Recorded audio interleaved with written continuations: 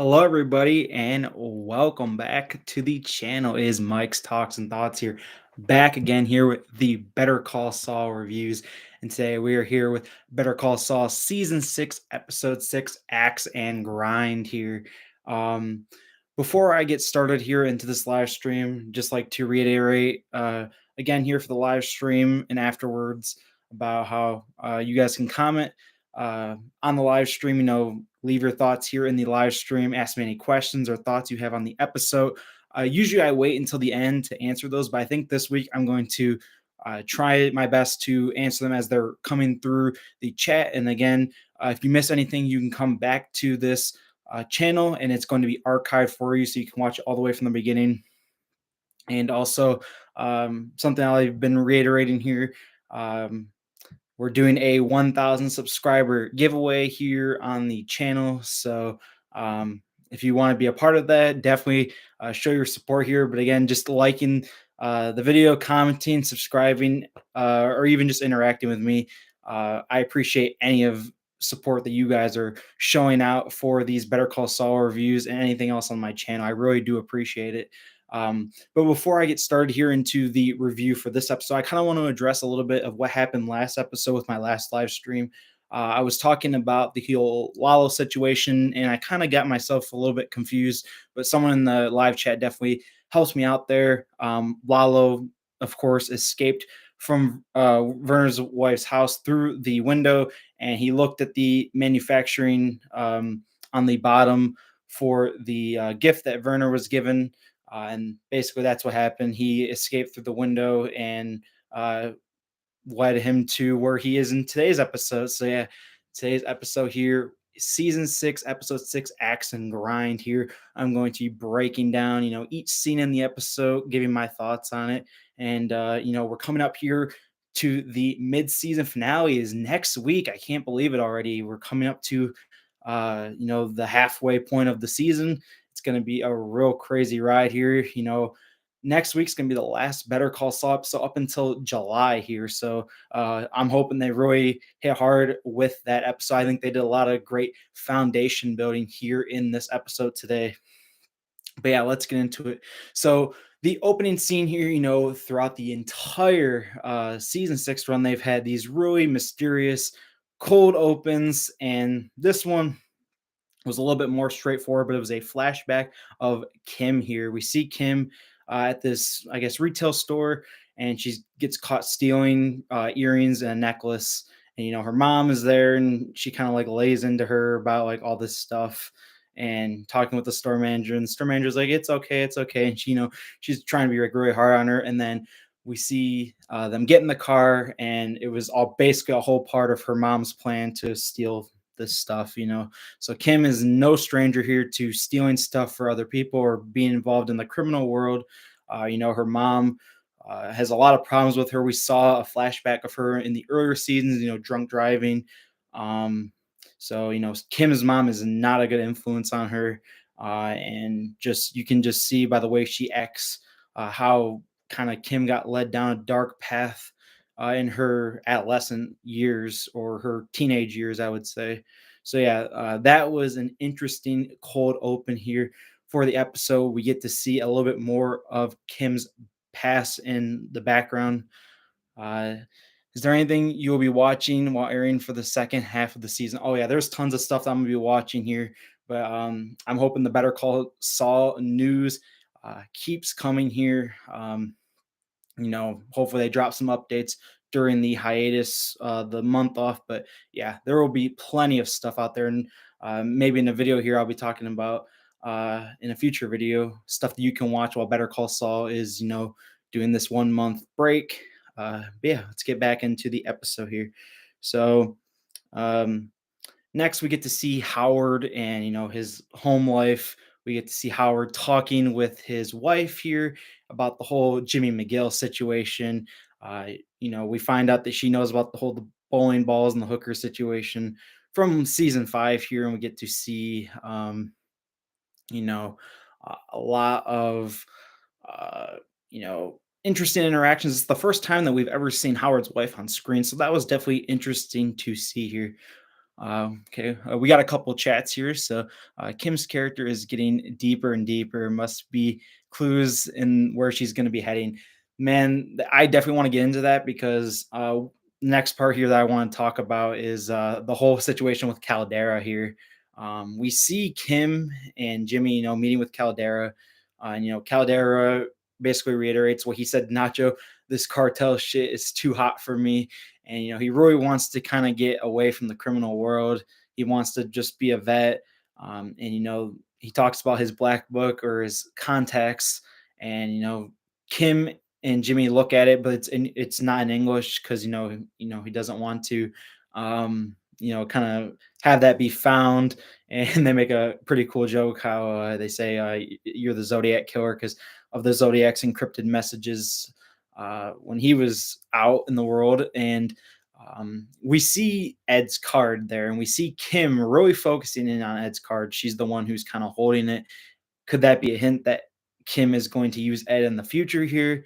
A lot of people were kind of making that little connection. We'll have to see. And then how do you think the song "The Reflex" ties into Kim's story? I'm not sure, honestly. I know they do a really good job with music. Music is a huge part of the scenes in the show here. The music here is just, they always put like something that's tied in with the story. I'll have to listen to that and kind of see.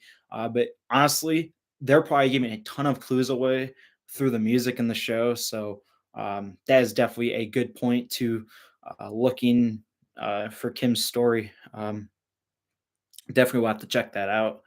But yeah, after we see Howard meeting with his wife and kind of talking, I kind of mentioned the Caldera situation. That's kind of what Jimmy and Kim are up to at this point. We get to see Howard meeting with his PI here.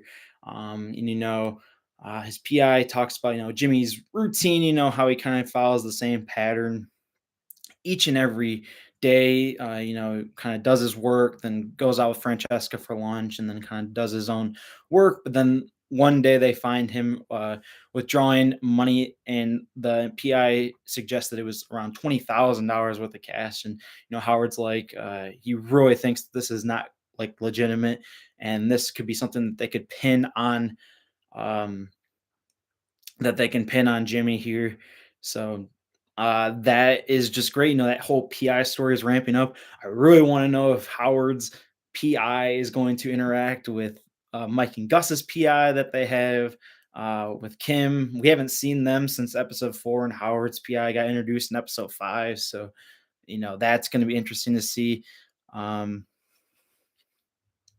and then we have another chat here. I noticed Kim's triangle earrings were used in plenty of episodes when she is in Giselle mode. That is correct. I saw people pointing that out on Twitter that those earrings, Kim wears those all the time, especially when she was doing cons. And I think that really ties back to her roots of, her mom and being a criminal. Her mom was uh, learning from her mom, I guess.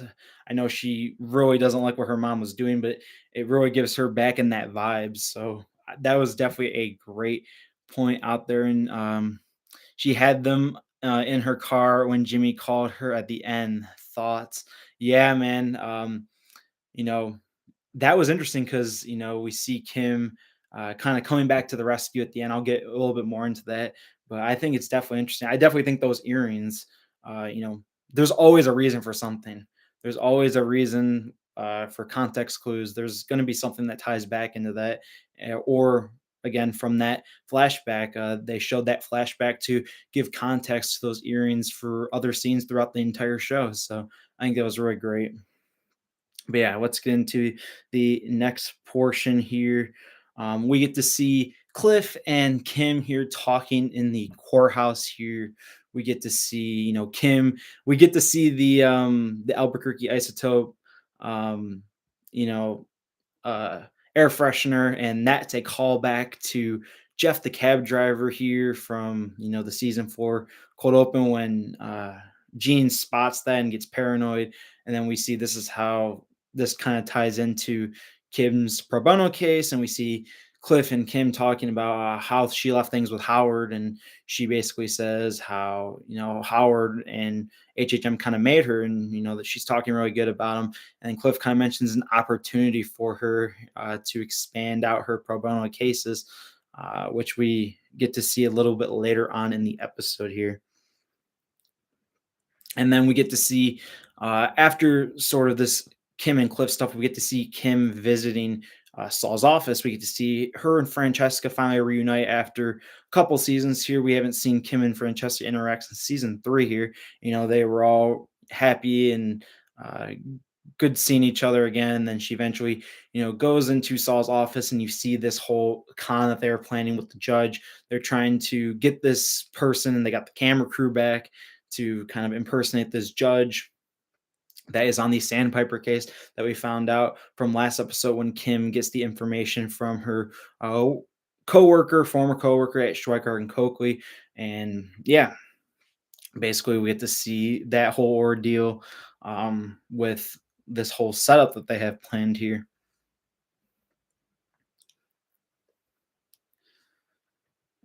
Then we also get to see Kim and Jimmy talking about the opportunity that Kim was presented by basically Cliff, what I mentioned when he was talking with her about this whole uh, case where she can expand her pro bono clients and cases out and really become great. Saul and slash Jimmy is really happy for her, and she's kind of on the fence because she wants all these plans to go through. She mentions how the um, meetings are going to clash together with the whole D-Day, which is code for when the plan was supposed to happen. And basically we see how they kind of intertwine or kind of a conflict of interest there. So he really wants her to go for it, but she's really on the fence because of how much it's clashing with everything else. And then next here we get to see Saul and Francesca back at it with a con here. We see Saul talking with um, Francesca and, kind of convincing her to call HHM and be a family member of someone who was involved in the Sandpiper case. Again, just another one of those cons. And we get to see how Francesca just doesn't want to do this. And it's really interesting to see her development from Breaking Bad to Better Call Saul. We get to see the corruption. She's just such a sweetheart and someone who has morals at this point. But in Better Call Saul, excuse me, Breaking Bad, we see how she is just so different, like she just doesn't care anymore. She seems like just Roy doesn't care about anything. She just kind of does what she does. She doesn't have any moral. She doesn't care. She just is just kind of immune to it at that point. So she's that's almost a 4-year difference from where we are now. So we get to see how Saul really has corrupted her and how he changes her from, we're in 2004, Breaking Bad's in 2008, but we also see a lot of her in the later seasons. And it's going to be just a great story to see Francesca and how different she is in both shows here. Um, then next year we get to see Mike. We had not seen like any part of the cartel story side of the story up until this point, except for the Lalo situation. I was waiting a little bit here to kind of wait here to talk about the Lalo situation, but yeah, now we're into the cartel side, so let's get into the Lalo situation before the Mike situation. So um, the Lalo situation here. We get to see Lalo tracking down the person who gave Werner the gift. He talks about it. He has an axe, and we get to see why the episode had an axe in the title here. We get to see, Lalo and him kind of faced off, and Lalo's kind of going after him, and he's kind of running away, and then he kind of hits him with the axe. Lalo kind of goes down, like, oh, like I'm really hurting, and suckers him in, and he cuts his face, and then eventually he chops his foot off. Man, it was insane. The axe that was just a great part of the episode here with Lalo and the axe and the whole situation. He gets this guy season. six part one finale here. So that's going to be amazing to watch. Lalo, man, such a badass man. People were just going crazy all over Twitter. I was loving every bit of it. This is the payoff we wanted to see with the whole Lalo situation. We want to know what's going to happen. We want to see this whole Lalo and Gus showdown. And actually, shockingly, Gus did not make an appearance in this episode here. So I saw in the teaser for the following episode that he is going to be a part of the season six part one finale. So it's going to be really ramped up. But moving back in here to what I was talking about with Mike, this is the first time we get to see the cartel side of the story besides the whole Lalo situation for this episode. And we see the tension here with Mike and Tyrus. Mike's saying how he wants to take men off of his house because he's barely ever there. And they're stretched so thin, trying to all track Lalo at this time. And then Tyrus is like, we got to keep you safe. Salamanca knows who you are. Basically just trying to, stick up for Mike and kind of, try and convince him what kind to do. But Mike's like, if the boss has a problem with it, which is Gus, he'll talk to me. And then he's like, if you got a problem with it, I'm right here. So, they're not getting along. And there's a big theory out there that I'm actually going to mention here about Tyrus. So I know that in Breaking Bad, we don't see Tyrus until a lot later on. I believe is season 4 for sure, but he might have been a little bit into season 3. But for the most part, we saw Victor. Victor was the main guy we used to see with Gus all the time, but we don't see Tyrus until a little bit later on in the series. Um, at the time, I don't think they thought anything of that, but now we see this tension with Mike and Tyrus. I mean, pretty evident ever since the start of season 6. They have been just kind of going at it. They just have a lot of disagreements here. Maybe this whole Lalo situation, when it passes, they'll patch things up. But there's been theories that Tyrus will get sent away or he'll get put in a different sector that Gus wants, where him and Mike just like won't interact, or he won't be a part of the whole operations with Gus. Maybe Gus sends him somewhere else. That's been a big theory here with Tyrus because like I said, Tyrus wasn't in Breaking Bad, but I don't think that was mainly because they didn't have the actor at that point. But that would be really convenient and clever writing there to kind of show why Tyrus isn't in those earlier seasons with Victor in Breaking Bad, because they could write a story that Tyrus was sent away because of problems they were having with him and Mike. And then we get to see kind of a really heartwarming part of the episode here. We get to see Mike on the phone with his daughter-in-law and his granddaughter, which I thought was very, really cool. They have this little conversation about looking up at the stars and talking with each other about that. And he makes up this excuse that he's out on business out of town, but of course, he's with Gus at this point, but he can't really see them at this point. He's got to lay low. He can't kind of get them involved. So, he really makes a great situation out of it. He watches them look at the stars and talks with them without them knowing about it. And I just think it was really cool. I really like a lot of scenes with Mike and his granddaughter, man, with Kaylee. I think they really show how much Mike really cares for his family here. Um, so yeah, basically after that, the big punch for the finale of this episode comes in. We get to see, Jimmy going out and getting the liquor bottle that is very infamous in Breaking Bad and Better Call Saul. The bottle was famously used when Gus went down in season 4 to see the cartel. We've seen this bottle used with the Victor with a K and Giselle Cons. So we get to see that happening again with this bottle that Saul or Jimmy's picking up, and they get to see the judge. He sees the judge there, and his arm is in a sling, and their plan just is just totally annihilated at this point because they are setting him up without a sling, impersonating him, and it's just not going to work because they know that the real judge has a sling. So no, he calls Kim freaking out about it, and she you can tell she's really freaked out too. And he's like, "We'll just push it off. We gotta uh, push this back because of the whole situation here."